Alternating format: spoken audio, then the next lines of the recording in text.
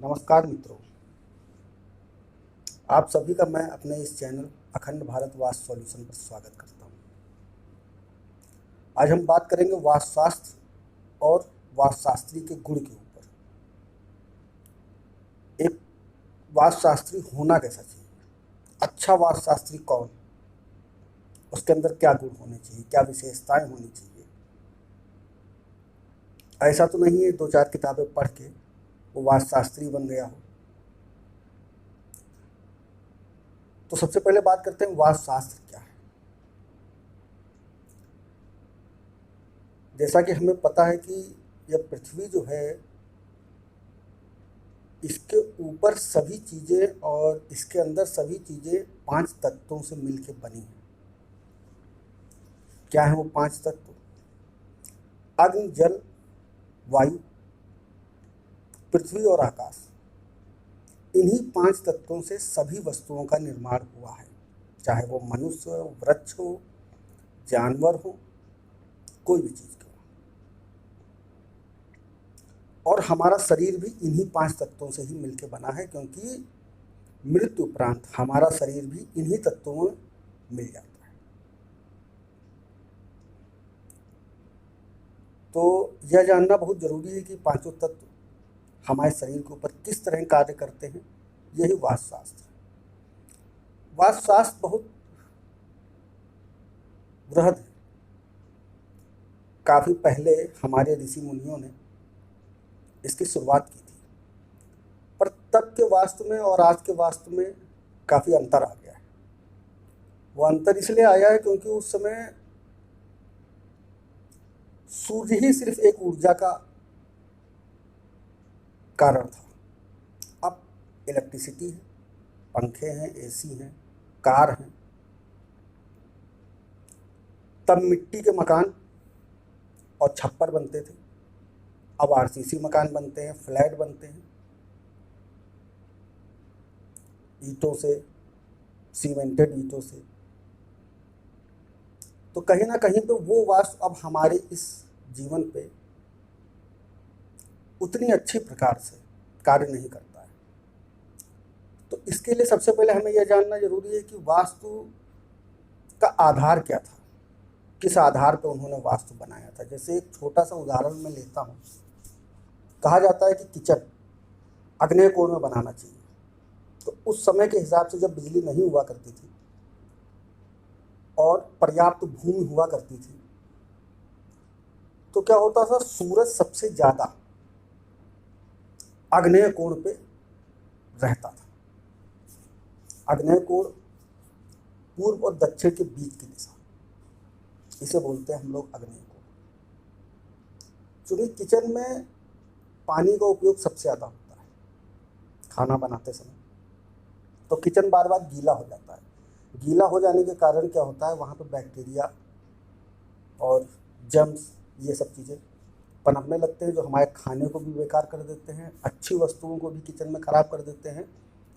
तो वहाँ पे अधिक देर तक गर्मी बनी रहे, जिससे कि नमी खत्म हो जाए, गीलापन खत्म हो जाए। तो ये किचन का आधार था, जिस आधार पर उन्होंने ये कहा था कि हमारे किचन को आग्नेय कोण में होना चाहिए।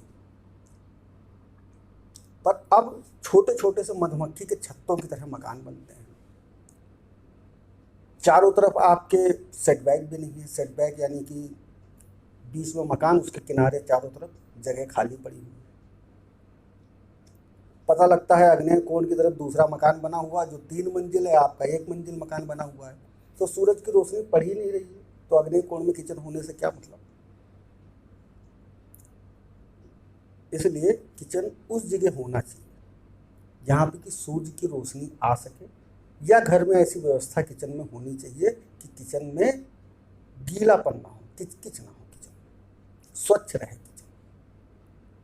तो आप खाना बनाइए, बढ़िया से खाइए, फायदा करेगा आपको।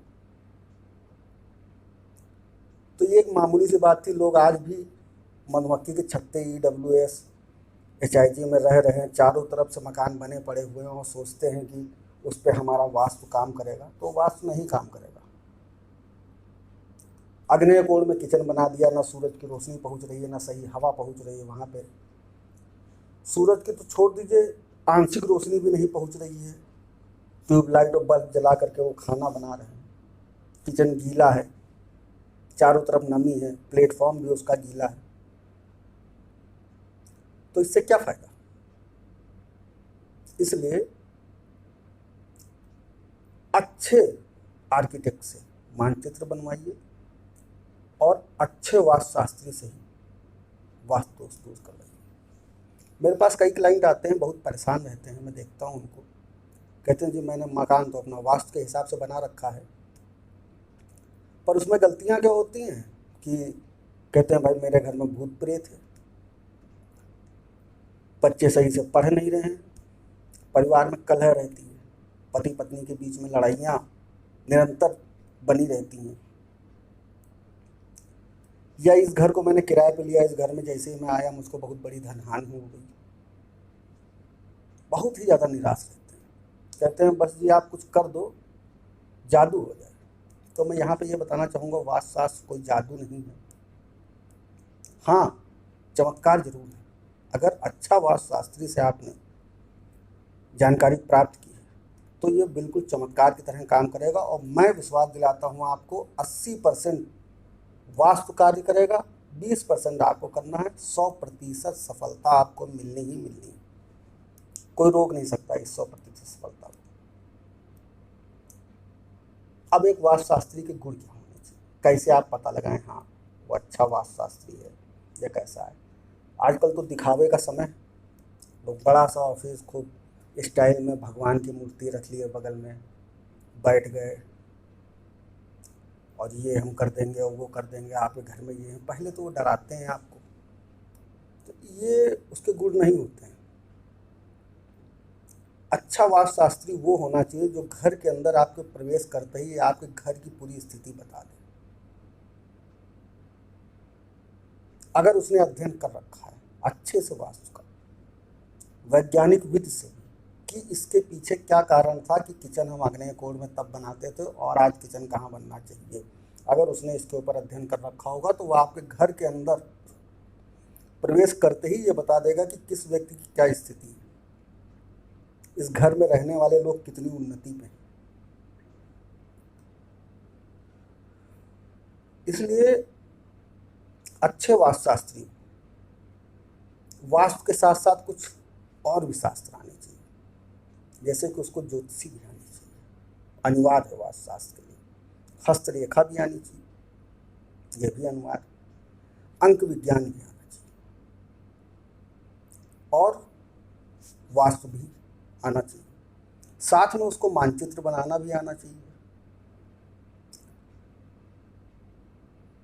रोजमर्रा की जिंदगी में छोटी मोटी आने वाली बीमारियों का उपाय भी उसको आना चाहिए, यानी कि आयुर्वेद का भी उसको थोड़ा बहुत नॉलेज होना चाहिए, और साथ में उसको योग का भी नॉलेज होना चाहिए। अगर इन सब चीज़ों का नॉलेज है तो मैं यह विश्वास आपको देता हूं दोस्तों कि कोई भी वास्तुशास्त्री आपके घर के अंदर एंटर करते ही आपके घर की पूरी स्थिति बता देगा। और हमेशा यही किया कीजिए, आप किसी भी वास्तुशास्त्री को जब आप तय करें तो उसको पहले अपने घर के अंदर एंटर करवाइए, उसकी एंट्री फीस दीजिए, फिर वो आपको क्या बताता है आपके घर के लोगों का, उससे निर्णय लगाइए क्या वो व्यक्ति सही है या नहीं सही। तो ये गुण होने जरूर चाहिए। आज इतना ही, आगे फिर बात करते हैं। मैं प्रत्येक वीडियो में आपसे एक सवाल पूछूंगा आखिरी में, और जो उसका सही जवाब सबसे पहले देगा उसके मकान का नक्शा हमारी संस्था की ओर से मुफ्त बना के उन्हें दिया जाएगा। बाकी डिटेल जानने के लिए यूट्यूब चैनल पर हमारा मोबाइल नंबर और सभी चीज़ें उसमें दी गई हैं, वहाँ से आप पता करें। तो आज का प्रश्न ये है कि हाउस और होम में